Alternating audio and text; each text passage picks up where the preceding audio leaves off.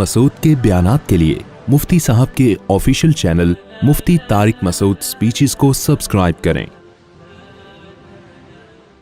بقرعید کا سیزن ہے 2022۔ گلیوں میں جانوروں کی رونقیں آپ کو نظر آ رہی ہوں گی۔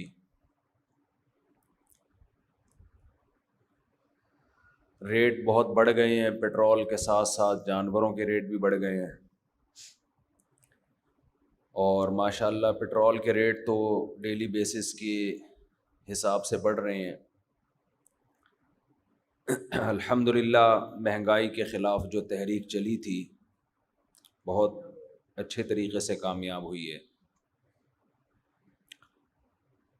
آپ کسی کو بارش سے بچانے کی تحریک چلاؤ اور پرنالے کے نیچے نہ کے کھڑا کر دو اس کو، لیکن الحمدللہ ہماری قوم کی عقیدت کبھی بھی ختم نہیں ہوتی۔ میں زیادہ کھل کے باتیں نہیں کر سکتا، بس اشارتاً ہی بات کروں گا۔ عقیدت ہماری الحمدللہ جیسی پہلے دن تھی ویسی ہی آج بھی۔ میرا مہنگائی سے کیا تعلق، ممبر پہ بیٹھ کے میں مہنگائی کی باتیں کروں؟ یقیناً میرا کوئی سیاسی ٹاپک نہیں ہوتا، ممبر پہ ہونا بھی نہیں چاہیے۔ اتنی بات تو ہے کہ آپ تھوڑا سا سوچیں کہ جو درمیانی درجے کی تنخواہوں میں گھر چلا رہے ہیں، ان کے سینے پہ، ان کے دلوں پہ آرے چلتے ہیں۔ کاروباری لوگوں کو زیادہ فرق عام طور پہ نہیں پڑتا، زیادہ تر لوگ تو بیچارے ملازم پیشہ لوگ ہیں۔ تو مہنگائی بڑھ رہی ہے، کم ہو رہی ہے، مذہب کا براہ راست اس سے تعلق نہیں ہے، لیکن مذہب ہمیں گائیڈ تو کرتا ہے نا کہ کسی بھی موقع پہ ہمیں کیا کرنا چاہیے۔ تو میں اس موقع پہ ہمیں کیا کرنا چاہیے اس کے بارے میں کچھ چیزیں دو تین آپ کی خدمت میں پیش کر دیتا ہوں۔ ایک تو یہ کہ جنہوں نے بارش سے بچا کے ہمیں پرنالے کے نیچے کھڑا کیا، ان سے اسی طرح عقیدت کرنا جیسے آپ پہلے کیا کرتے تھے، تو یہ آپ کے بے وقوف ہونے کی دلیل ہو۔ سمجھ رہے ہیں؟ آپ بارش میں بھاگ رہے ہو، میں کہہ رہے نہیں تو گیلا ہو جائے گا، بخار ہو جائے گا، پوری تحریک چلا کے آپ کو کہاں لا کے کھڑا کر دیا؟ پرنالے کے نیچے۔ ادھر تبھی اس سے بھیگو تاکہ آپ کا جو امیون سسٹم ہے نا وہ اتنا مضبوط ہو جائے گا۔ جو پرنالوں کے نیچے نہاتے ہیں ان کو بارش کے چھینٹوں سے کچھ ہوتا ہے؟ گندے نالے میں نہانے والوں کو دیکھا نا، گندے نالے میں جو نہاتے ہیں نا بیچارے، بعض علاقوں میں غریب بچے ہوتے ہیں گندے نالوں میں نہا رہے ہوتے ہیں، ان کا امیون سسٹم اتنا مضبوط ہو چکا ہوتا ہے کہ ان کو آپ کی چھینکوں سے کوئی فرق نہیں پڑتا۔ تو جن لوگوں نے آپ کو یہاں تک پہنچایا، ایک کام تو آپ نے یہ کرنا ہے کہ ان سے اسی طرح عقیدت اور محبت کا اظہار کرنا ہے جیسے آپ پہلے کرتے رہے تھے۔ دوسری بات کہ دیکھو، حکمران تو جو مرضی کرتے رہیں، وہ تو ہمیشہ سے کرتے آ رہے ہیں۔ انسانی ہمدردی کے ناطے ہماری بھی کچھ ذمہ داری ہوتی ہے کہ جو درمیانہ طبقہ ہے، جو مہنگائی میں پس گیا ہے، ہم تھوڑا خود اس کا خیال کر لیں، ہم تھوڑا صدقات و خیرات کو بڑھا لیں۔ بہت سے لوگ پاکستان میں ٹیکس نہیں دیتے کہ حکومت کھا جائے گی۔ میں نہیں کہتا کہ آپ ٹیکس نہ دیں، لیکن اتنا تو کریں نا آپ کہ آپ اپنا پیسہ براہ راست ملک کی عوام پہ خود خرچ کر لیں۔ دیکھو، ہمارے ایک دوست نے ٹرین کا سفر کیا۔ پہلے زمانے میں لوگ بغیر ٹکٹ بھی بہت کرتے تھے، ٹکٹ خریدنا بھول گئے یا بھول ہی گئے ہوں گے کیونکہ ایماندار آدمی تھے، جان کر ایسا نہیں کر سکتے تھے، یا ٹرین چل رہی ہوتی ہے بعض دفعہ آدمی اس میں چڑھ جاتا ہے کہ یار ٹکٹ لیتے رہیں گے۔ جب وہ اسٹیشن پہ اترے تو انہوں نے کیا کیا، میں نے کہا ٹکٹ خرید لو، خرید کے پھاڑ دو، کیونکہ یہ ناجائز ہے نا۔ آپ یہ بھی تو حرام ہے کہ آپ بغیر ٹکٹ کے سفر کر رہے ہیں تو اب خرید کے کیا کر دو, پھاڑ دو, تاکہ گورنمنٹ کے خزانے میں اتنے پیسے چلے جائیں. انہوں نے کہا کہ گورنمنٹ کے خزانے میں پیسے جانے سے کیا ہوگا؟ میں نے کہا آپ کا یہ سفر حلال ہو جائے گا. یہ کیا ہو جائے گا؟ حلال. تو انہوں نے کہا کہ میرا مقصد یہ نہیں ہے کہ میرا سفر حلال ہو جائے گا, وہ تو ہو جائے گا جب میں گورنمنٹ کو پیسے دوں گا, لیکن یہ پیسے جب گورنمنٹ کے خزانے میں جائیں گے تو گورنمنٹ کا کام کس کی فلاح و بہبود ہے؟ عوام کی نا. یہ ان کی لاجک پیش کر رہا ہوں, صحیح ہے غلط ہے یہ میں اس بحث میں نہیں پڑھ رہا. گورنمنٹ کا کام ہے عوام کی فلاح و بہبود, تو میں ڈائریکٹ کسی غریب کو نہ پکڑا دوں. یہ اس میں فائدہ یقینی ہے. اس میں فائدہ کیا ہے؟ یقینی ہے. تو میرے سے اس بات کا کوئی جواب بن نہیں پڑا تھا. میں مشورے لوگوں کو یہ نہیں دیتا کہ آپ گورنمنٹ کے خزانے میں پیسے ڈالنے کے بجائے ڈائریکٹ کسی غریب سے, پورا ملک کا نظام تباہ و برباد ہو جائے گا اس طریقے سے. لیکن مجھے اس کا اس وقت کوئی جواب بن نہیں پڑا, میرے پاس کوئی جواب نہیں تھا اس کا. تو انہوں نے کہا میں یہ پیسے صدقہ کروں گا, لیکن ڈائریکٹ کسی غریب کی جیب میں یہ پیسے ڈال دوں گا جو زکوٰۃ کا مستحق ہے. کیونکہ گورنمنٹ, لوگ یہ کہتے ہیں, میں نہیں کہہ رہا, لوگ یہ کہتے ہیں کہ گورنمنٹ کو جب ہم پیسے دیتے ہیں تو جتنا سرمایہ حکومت کے پاس جمع ہوتا ہے اتنا, رپورٹ یہ ہے کہ عوام پہ خرچ نہیں ہوتا, ان کی اپنی جیبوں میں زیادہ جاتا ہے. تو یہ لاجک ان کی ٹھیک تھی یا غلط تھی ایک الگ بحث ہے, لیکن اتنی بات تو ہے نا کہ اس مہنگائی کے دور میں بھائی حکومت تو جو کرے وہ تو اللہ ان سے قیامت کے دن پوچھے گا. ہماری اور آپ کی ذمہ داری تو بنتی ہے کہ ہم دائیں بائیں دیکھیں کون اس مہنگائی سے بہت زیادہ متاثر ہو رہا ہے. اللہ نے اگر ہمیں مالی وسائل دیے ہیں تو ہم تھوڑا ان کے ساتھ تعاون بڑھا دیں. دیکھیں اصل گورنمنٹ حکومتوں کی گورنمنٹ نہیں ہوتی, یہ بہت بڑی بھول ہے. یہ لکیریں ہم نے کھینچی ہیں, یہ پاکستان ہے, یہ ہندوستان ہے, یہ افغانستان ہے, یہ ایران ہے, یہ چین ہے, یہ لکیریں کیا اللہ نے بنائی ہیں؟ بولو نا کیا ہو گیا؟ یہ لکیریں اللہ نے تھوڑی بنائی ہیں, یہ تو ہماری بنائی ہوئی ہیں کہ یہ ہمارا کنٹری ہے, یہ ان کا کنٹری ہے, یہ فلاں کا کنٹری ہے, یہ فلاں کا کنٹری ہے. اللہ تعالیٰ نے جب آدم علیہ السلام کو زمین پہ بھیجا تھا تو اس وقت کوئی کنٹری تھا؟ کوئی بھی کنٹری نہیں تھا. کوئی قوم تھی پٹھان, پنجابی, مہاجر, سرائکی, بلوچ, کوئی تھی؟ ان سے کہے پوری زمین کس کی ہے؟ تمہاری. اور یہ سارے انسان جو آپ کی نسل سے پیدا ہوں گے یہ کس کے ہیں؟ میرے ہیں. تو یہ جو حکومتیں ہیں ان سے اصل بڑی حکومت کس کی ہے؟ اللہ کی حکومت ہے. ہم مسلم ہیں, ہم کوئی لبرل, نام نہاد لبرل ہوتے ہیں, یہ ایتھیسٹ تھوڑی ہیں, ہم لوگ ملحد تھوڑی ہیں.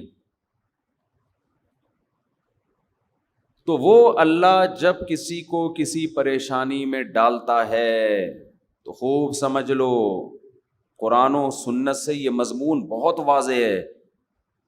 جو غربت اور مہنگائی میں پستا ہے ہم سمجھتے ہیں یہ ہے آزمائش میں. نا نا نا نا نا نا, اس سے بڑی آزمائش کس کی ہے؟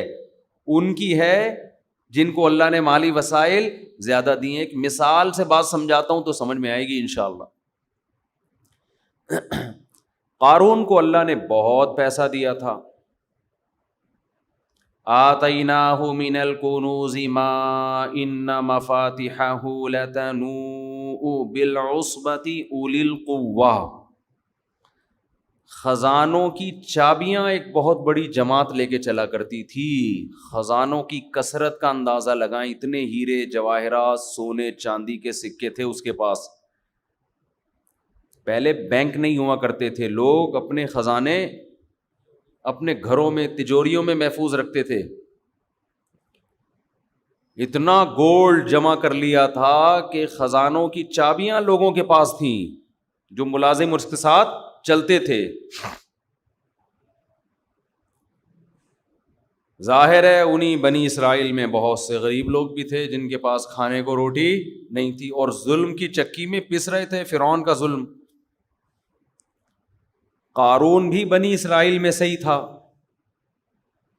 حضرت موسیٰ علیہ السلام نے قارون سے کہا تجھے اللہ نے اتنی دولت دے دی، لیکن جو قوم کا حال ہے وہ تو دیکھنا۔ تو جو قوم میں غریب لوگ ہیں تو ان پیسوں سے ان کا خیال کر لے۔ احسن کما احسن اللہ الیک، ان کے ساتھ ایسے اچھا سلوک کر جیسے اللہ نے تیرے ساتھ اچھا سلوک کیا ہے، وسائل دیے ہیں تجھے۔ قارون کی کھوپڑی میں یہ بات بولو نہیں ہے۔ اس نے کہا انما اوتیتہ علی علم عندی، میرے پاس نالج ہے، اسکلز ہیں، میں نے ان اسکلز کی بیس پہ پیسہ کمایا ہے۔ حالانکہ فرعون تو بنی اسرائیل کے اگینسٹ تھا، اس ریاست میں رہتے ہوئے اتنا کما لیا میں نے۔ دیکھو فرعون نے قارون نے دلیل کیا دی کہ میرے پاس جو پیسہ ہے یہ میری محنت اور میرے دماغ اور میرے ہنر کا نتیجہ ہے، دلیل یہ دی تھی نا۔ تو اللہ کی طرف سے حضرت موسیٰ کو جو جواب سکھایا جانا تھا وہ جواب یہ ہونا تھا کہ یہ دلیل غلط ہے، تیرے پاس جو پیسہ ہے وہ تیرے ہنر سے نہیں بلکہ اللہ کی مدد سے، یہ جواب ہونا چاہیے نا، لیکن اللہ نے یہ جواب نہیں دیا۔ اللہ نے یہ جواب فرعون کو نہیں دیا۔ جواب کیا دیا ہے؟ اولم یعلم ان اللہ قد اہلک من القرون، اہلک من قبلہ من القرون من هو اشد منہ قوہ۔ جواب یہ دیا گیا کہ یہ نہیں دیکھتا ہے کہ اللہ نے تجھ سے پہلے بڑے بڑے طاقتوروں کو ہلاک کر دیا ہے، تو کس کھیت کی مولی ہے؟ اللہ نے اس کی دلیل کے جواب میں دلیل نہیں دی، دھمکی دی ہے۔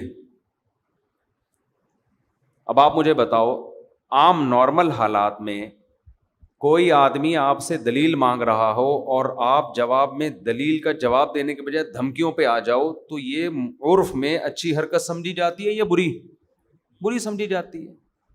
کہ بحث میری تجھ سے کیا ہو رہی ہے اور تو کس پہ آ گیا ہے؟ دھمکیاں دینے پہ آ گیا۔ آپ نے کیس کیا جی انہوں نے 2 لاکھ روپے کھائے ہیں، جج کے پاس پہنچ گئے، آپ نے نہیں کھائے، مثال دے رہا ہوں،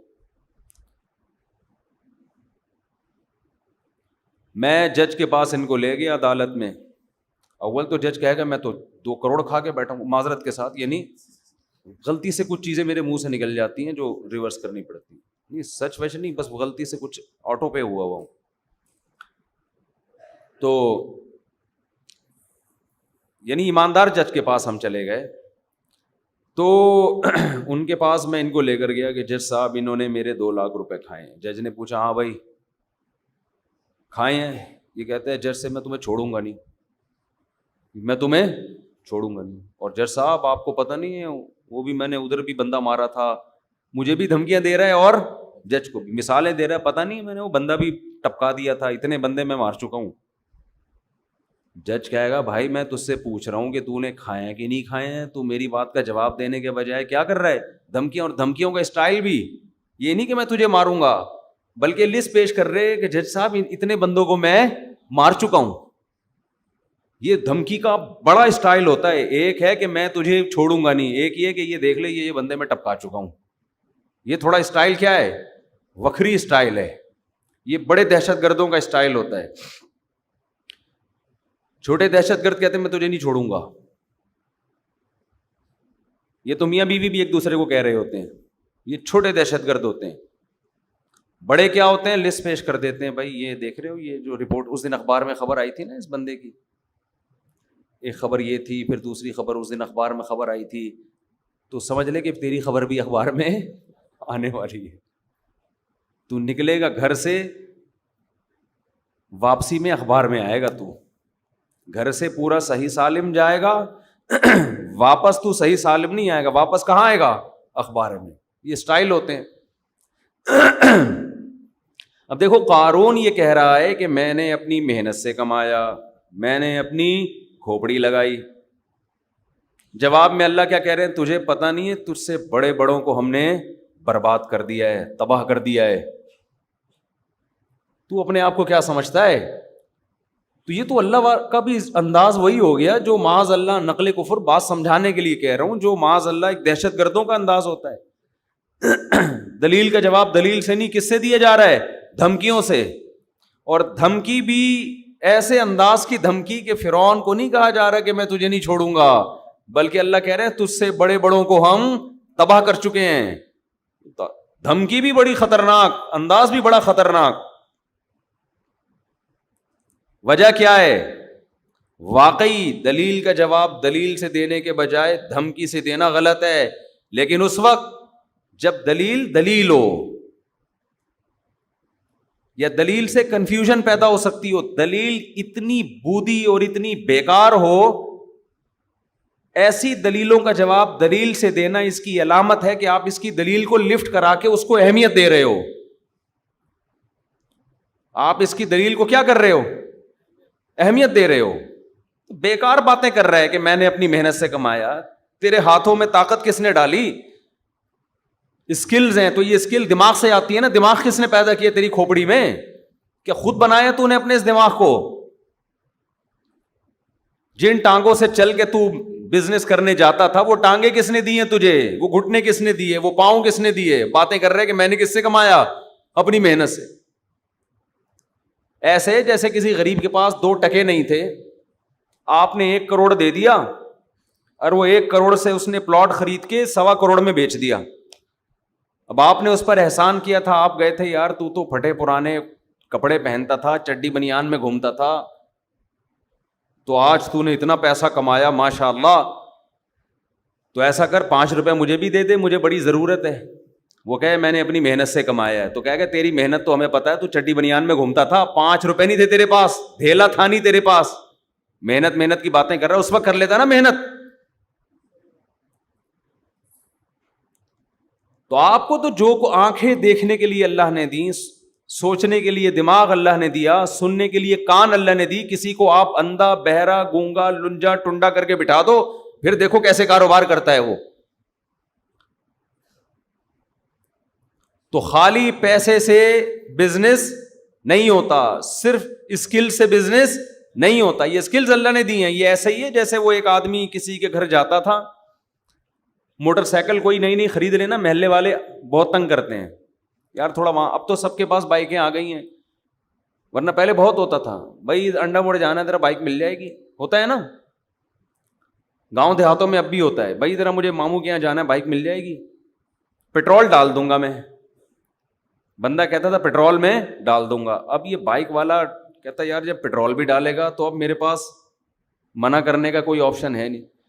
جب زیادہ ہونے لگا تو ایک دن کے ایک صاحب آئے، یار بائک چاہیے مجھے، نانی کے جانا ہے، پیٹرول میں ڈال دوں گا، تو ایک ڈبہ لے کر آیا، بولا اس میں پیٹرول ڈال کے چلا لے۔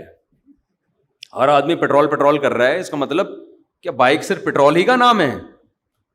اور بھی پرزے گھستے ہیں بھائی اس کے چلنے سے۔ پیٹرول ہی کو اتنا فوکس کر رہے ہو، پیٹرول ڈال دوں گا میں بائک دے دو، پیٹرول ڈال دوں گا میں بائک دے دو، تو اس ڈبے میں ڈال دے اور اسی ڈبے پہ بیٹھ کے نانی کے ہاں چلا جا۔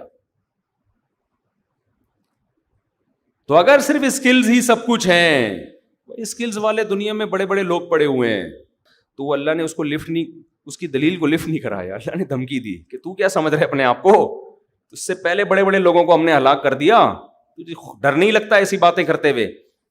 تو نتیجہ کیا نکلا؟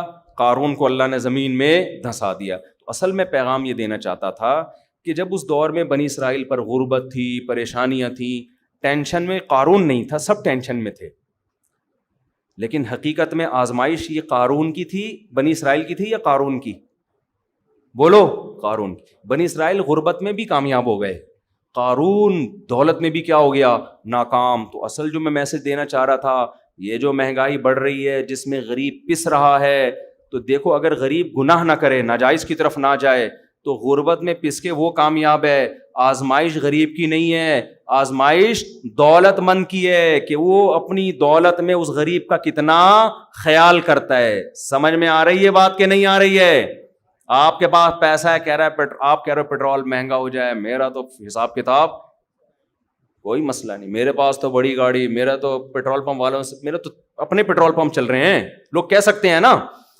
تو جتنی بھی مہنگائی, کچھ لوگ ہے کہہ رہے ہیں جتنی بھی مہنگائی بڑی ہماری صحت پہ کوئی اثر نہیں پڑتا, اللہ کا شکر ہے, اللہ کا دیا بہت کچھ ہے. او بھائی آپ کی آزمائش غریب سے زیادہ ہے, کیا آپ ایسے موقع پہ ان غریب لوگوں کا خود کتنا خیال کرتے ہو. تو حکمرانوں کی جہاں آزمائش ہے وہاں ہماری بھی آزمائش ہے. اللہ ہمیں اس آزمائش میں پورا کرے.